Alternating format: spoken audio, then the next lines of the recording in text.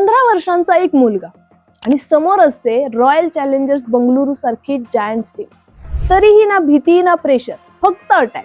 वैभव सूर्यवंशीने RCB विरुद्ध फक्त 15 balls मध्ये आपली हाफ सेंचुरी कंप्लीट केली.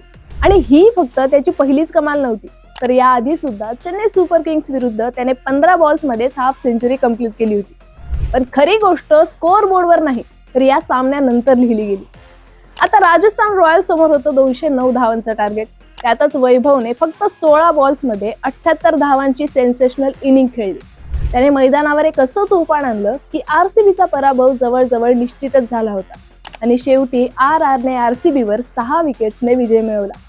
या जबरदस्त कामगिरीमुळे वैभवने प्लेअर ऑफ द मॅच तर मिळवलाच, पण इंडियन प्रीमियर लीग मधली ऑरेंज कॅप सुद्धा त्याच्या नावावर झाली. खरी जादू यानंतर झाली.